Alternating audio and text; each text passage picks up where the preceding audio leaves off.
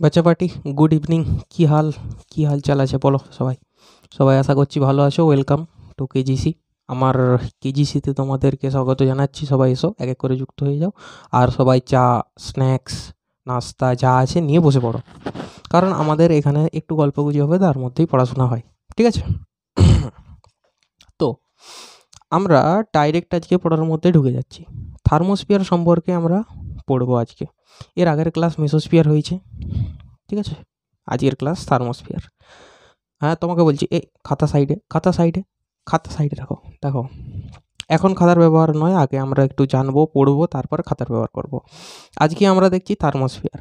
আমরা কি কি পয়েন্ট জানবো? পয়েন্ট নাম্বার 1 কাকে বলে, পয়েন্ট নাম্বার 2 এর হাইট কতটা বা এটা কোথায় অবস্থান করে, এর অবস্থান কি, পয়েন্ট নাম্বার 3 এর উপাদান কি কি আছে, point number 4 variation of pressure with height, and point number 5 যদি হতে পারে তো খুবই ভালো, point number 5 variation of temperature with height, মানে উচ্চতার সাথে সাথে উষ্ণতার কি পার্থক্য, পরিবর্তন, কি ঘটনা ঘটে সেইটা আমরা জানবো।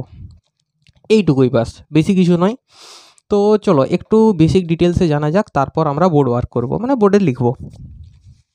আর তোমরা সবাই জানো যে বোর্ডের লেখা আর তাছাড়াও হ্যান্ড রিটেন নোটস পিডিএফ আকারে কোথায় পাওয়া যাবে। ওকে, তো আমরা স্টার্ট করছি থার্মোস্ফিয়ার। তার আগে কি হেডিংটা দিয়ে দেওয়া দরকার?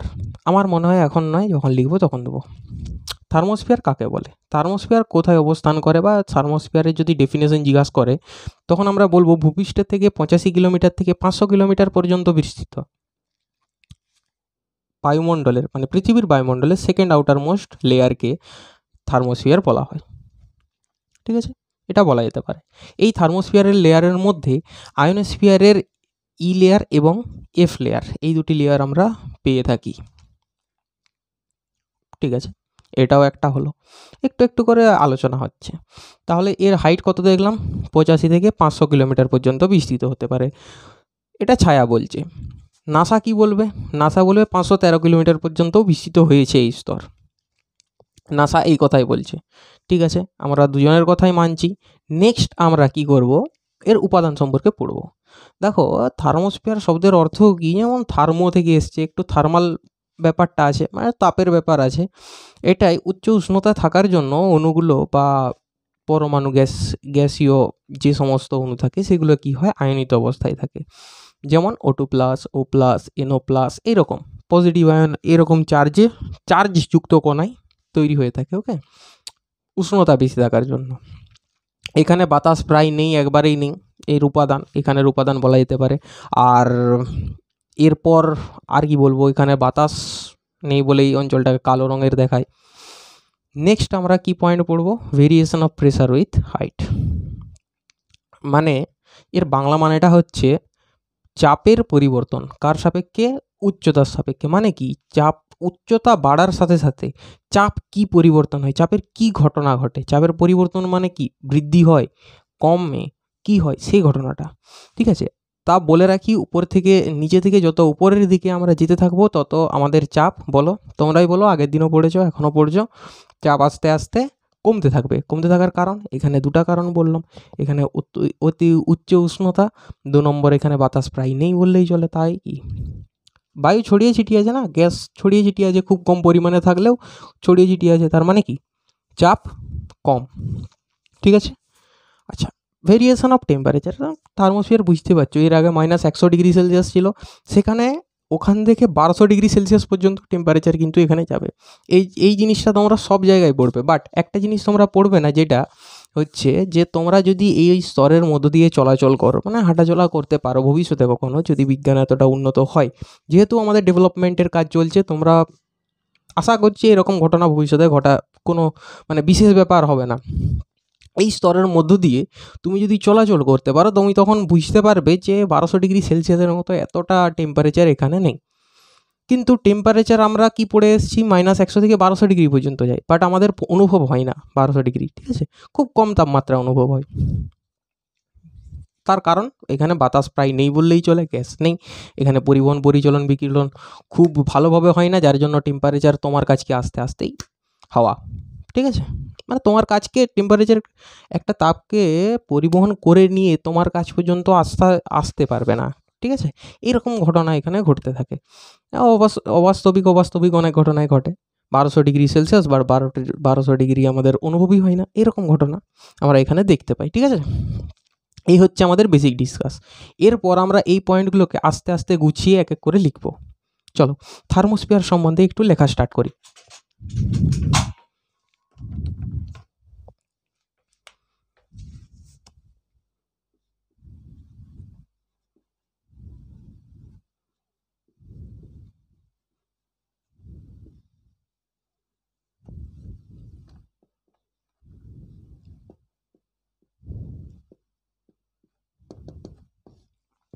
দেখা যাচ্ছে ক্লিয়ার?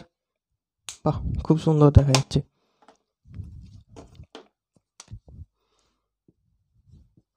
দেখো প্রথমে আমরা সংজ্ঞা লিখেছি। কি বলেছি? ভূপৃষ্ঠের সাপেক্ষে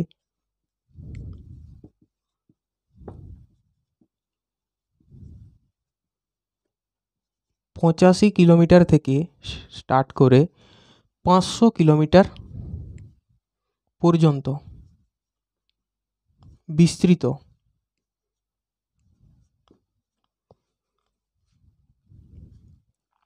এই বায়ুস্তরকে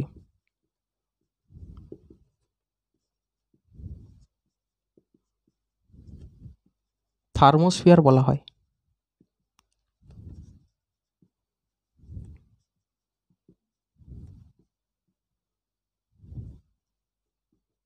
ঠিক আছে, এইটুকু আমরা লিখতে পারি। আর তার সাথে সাথে বলে রাখি থার্মোস্ফিয়ার এইটা হচ্ছে second outermost layer of earth atmosphere.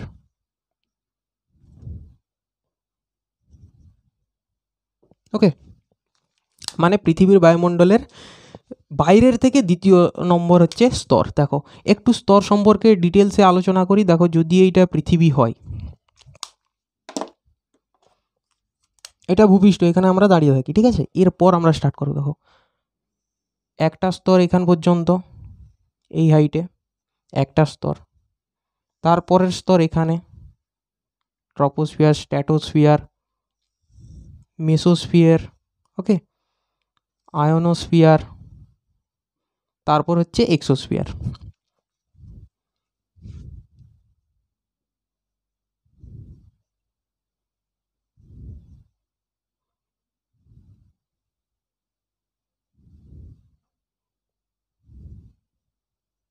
Exosphere এই রকম যে স্তরগুলো আছে পৃথিবীর বায়ুমণ্ডল যেটাকে বলি আমরা, সেই বায়ুমণ্ডলের থার্মোস্ফিয়ার হচ্ছে এই স্তর, যেটা 85 কিলোমিটার থেকে স্টার্ট করে আমাদের 500 কিলোমিটার পর্যন্ত বিস্তৃত থাকে। দেখো কোনো জায়গায় তোমরা 500 জায়গায় 600 দেখতে পারো, 700 দেখতে পারো। যেহেতু ছায়া বলেছে 500, তাই আমাদেরকে একটু মনে রাখতে হয়, বেশি ব্যাপার কিছু দরকার নেই। ঠিক আছে, পরীক্ষায় এরকম কোশ্চেন আসে না, একটা অ্যাভারেজ আসে যে কত কিলোমিটার থেকে কত কিলোমিটার বা সংজ্ঞা পড়লে এটা বলতে হয়। চলো থার্মোস্ফিয়ার সম্পর্কে আর একটু যদি ডিটেলসে জানি তখন বুঝতে পারবো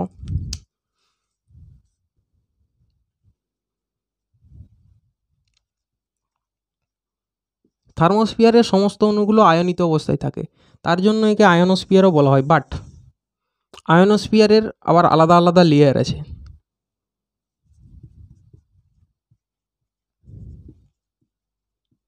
আয়নোস্ফিয়ারের পুরোটা এখানে নেই। একটা হচ্ছে আয়নোস্ফিয়ারের ডি লেয়ার, ঠিক আছে, আর একটা আছে আয়নোস্ফিয়ারের ই লেয়ার, আর একটা আছে আয়নোস্ফিয়ারের এফ লেয়ার। দেখো ই লেয়ার এবং এফ লেয়ার, এই দুটি লেয়ার আছে আমাদের কোথায়? থার্মোস্ফিয়ারে।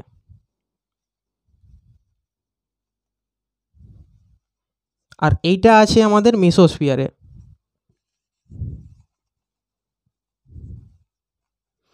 ঠিক আছে, ডি লেয়ার 85 পর্যন্ত, মানে 80 পর্যন্ত বলা যেতে পারে, 65 থেকে 80 কিলোমিটার পর্যন্ত বিস্তৃত। তার মানে এটা কোথায় পড়ছে? মেসোস্ফিয়ারে পড়ছে। ঠিক আছে, বুঝে যাচ্ছে ব্যাপারটা? দেখো তারপর ই লেয়ারের স্তর যদি আমরা দেখি 95 থেকে 115 কিলোমিটার। ঠিক আছে, আর এফ লেয়ারটা স্টার্ট করা হচ্ছে 210 কিলোমিটার থেকে। তাহলে এইটা আমাদের থার্মোস্ফিয়ারে পড়ছে, মানে 500-র মধ্যেই তো পড়ছে। আর এইটা পড়ছে আমাদের আগে মেসোস্ফিয়ার লেয়ারের স্তরে। তার মানে বলা যায় আয়নোস্ফিয়ারের বেশিরভাগ অংশটাই এইখানে অবস্থিত। মানে 1/3 এখানে 2 ভাগ অবস্থিত, 1 ভাগ নিচে অবস্থিত, খুব কম পরিমাণে। মানে এর আগে পড়েছিলাম মেসোস্ফিয়ারে যে আয়নিত অবস্থায় থাকে খুব কম পরিমাণের অণু, বাট এখানে বেশি পরিমাণে গ্যাসগুলি আয়নিত অবস্থায় থাকে। এই জন্য এখানে এই স্তরের অপর নাম আমরা আয়নোস্ফিয়ার বলতে পারি। এরকম পরীক্ষায় পড়ে যে আয়নোস্ফিয়ারের অপর নাম কি, থার্মোস্ফিয়ারের অপর নাম কি, option A, option B, option C, option D, যে কোনো একটা এরিয়া থাকবে সেখানে বলতে হবে আয়নোস্ফিয়ার। ওকে, চলো এরপর আমরা হাইট সম্পর্কে দেখি।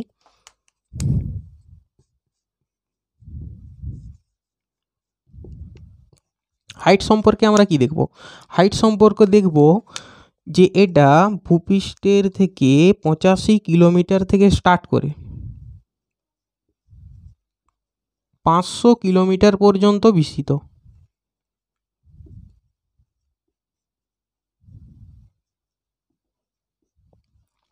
এটা আবার বলা যায় 513 কিলোমিটার অ্যাকর্ডিং টু নাসা।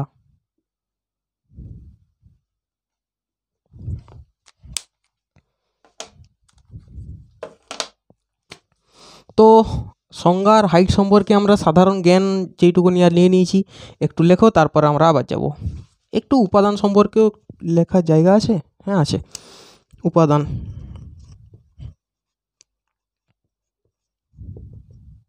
দেখো বেশি পড়ার দরকার নেই, কম করে পড়ো, ভালোভাবে পড়ো। উপাদানে কি বলেছে, এই স্তরে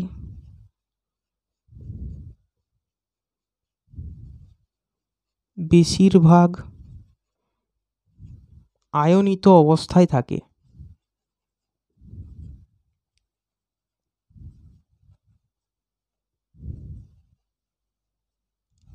ওকে, যেমন কি কি বলেছিলাম, O2+, NO+, আর কি আছে O+, এগুলো থাকে না, এইগুলো হচ্ছে আয়নিত কণা।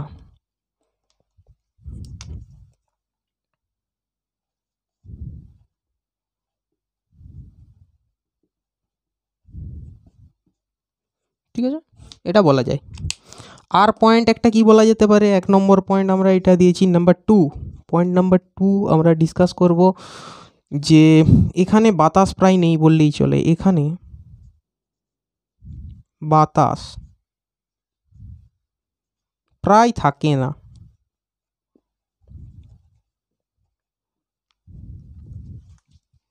ঠিক আছে, এখানে বাতাস প্রায় একবারেই থাকে না বললেই চলে। চলো, বোর্ড খুব ক্লিয়ারভাবে দেখা যাচ্ছে। একটু আমরা স্ক্রিনশট, ক্যাপচার, হাতের লেখা যা খুশি তোমরা করতে পারো, লিখতেও পারো, পজ করো, লিখতে থাকো। তারপর আমরা এই বোর্ডটাকে মুছবো, দিয়ে আবার একবার আসবো, আর একবার।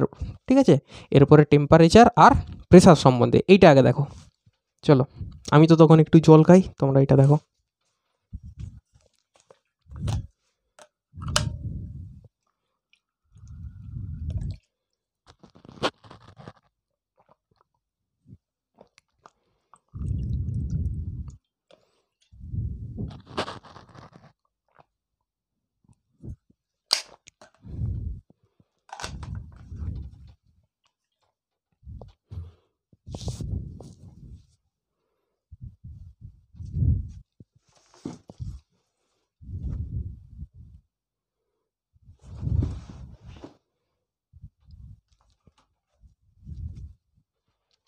তো এটা লেখা হয়েছে, এরপর আমরা মুছে দিচ্ছি।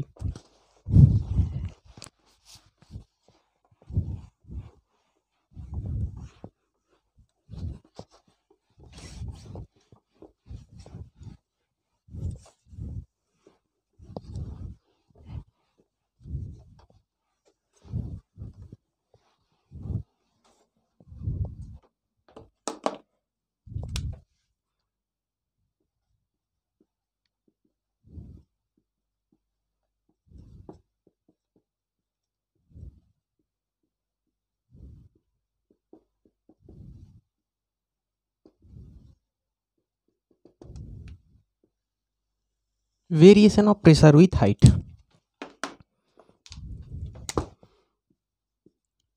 উচ্চতা বৃদ্ধির সাথে সাথে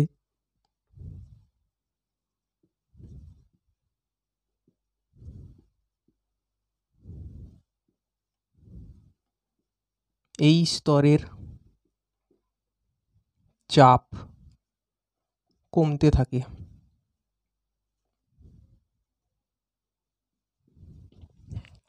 এটা লেখা যাবে। আরও লেখা যায় যে, আর কি লেখা যায় এখানে,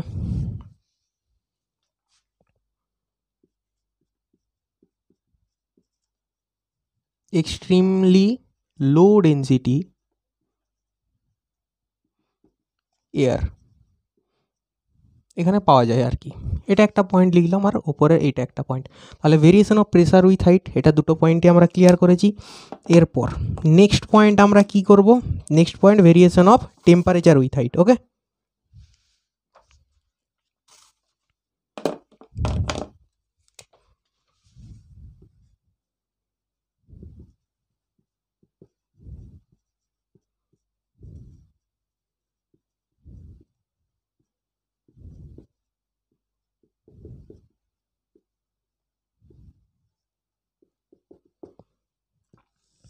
দেখো variation of temperature with height যদি আমরা লিখি তখন কি বলবো, উচ্চতার সাথে সাথে উষ্ণতা বৃদ্ধি পায়।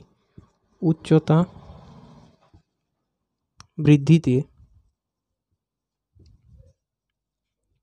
উষ্ণতা বৃদ্ধি পায়, এটা বলা যাবে, কারণ এটা থার্মোস্ফিয়ার, এর বিশেষ বৈশিষ্ট্য তো বলতে হবে। এরপর কারণটা আমরা জানবো। যদি আমরা লিখি হোয়াই, তার অ্যান্সারে আমরা কি পাবো, তার অ্যান্সারে পাবো সোলার এক্স রে আর এক্সট্রিম ইউভি রে, এদের রেডিয়েশনের ফল।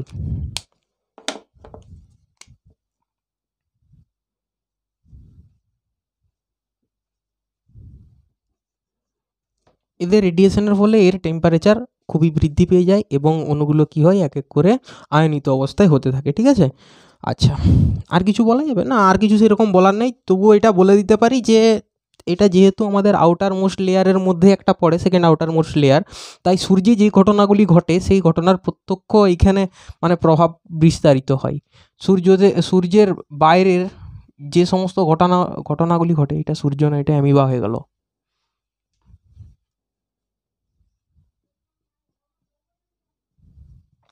ঠিক আছে, এর প্রত্যক্ষ একবারে ডাইরেক্ট এখানে আমরা এই স্তরে সেই রকম প্রতিক্রিয়া দেখতে পাই।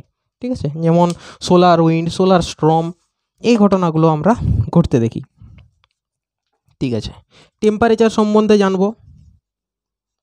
টেম্পারেচার এর আগে ছিল কত, দেখো এর আগে ছিল -100 ডিগ্রি সেলসিয়াস।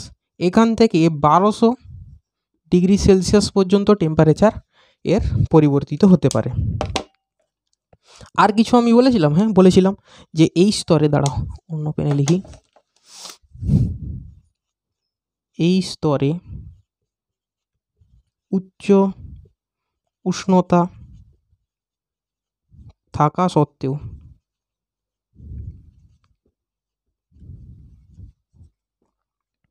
তা অনুভূত হয় না।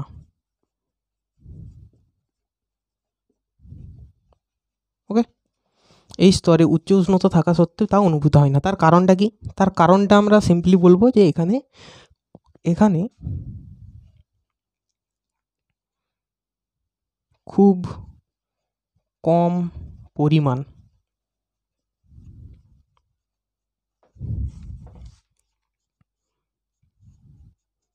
গ্যাসীয় অণু থাকায়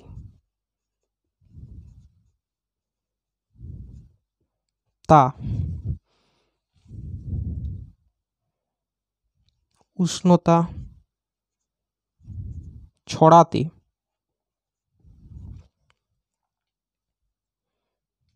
পারে না। এইটুকু বলা যেতে পারে, বা আরও ভালোভাবে বলতে পারো যে টেম্পারেচার এর ক্ষেত্রে টেম্পারেচারটা এরকম হওয়ার আর অনুভূতি এরকম হওয়ার কারণ যে এখানে খুব কম পরিমাণ বায়ু থাকে, তার জন্য এখানে যে রেডিয়েশনের কেসটা হয়, এই ঘটনাটা ঘটে, সেই ঘটনাটা খুব ভালোভাবে ঘটে না, বা তোমার টেম্পারেচার এই স্তরে তোমার বডিকে আসার সময় বা আস্তে আস্তেই ওই টেম্পারেচারটা ওখানে আর থাকে না, এরকম তুমি বলতে পারো।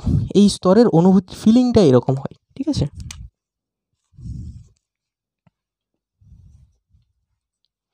এই হচ্ছে আমাদের সিম্পল, এটা নোট বলে একটু পয়েন্ট করে দিই, নোট মানে বেশি কিছু নয়, হালকা ফুলকা জানার জিনিস জানিয়ে দিচ্ছি, ঠিক আছে।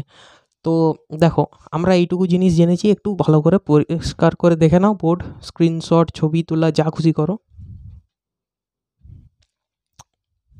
তো পোজ করে তা করার জন্য আমি বোর্ড খালি রেখে দিয়েছিলাম। চলো, এই যে আলোচনাগুলো করছি, এগুলো তোমাদের যদি কাজে লেগে থাকে তাহলে খুবই ভালো, আর না কাজে লাগলে আর কি করা যাবে, বই তো সমস্ত কিছু আছেই, বই তোমরাও ফলো করো, আমিও ফলো করবো একটু একটু। তো আমরা আজকে যে সমস্ত জিনিস শিখেছি তার মধ্যে এইটা যথেষ্ট, এর বেশি আর শেখার দরকার নাই। তাহলে গুড নাইট, জয় হিন্দ।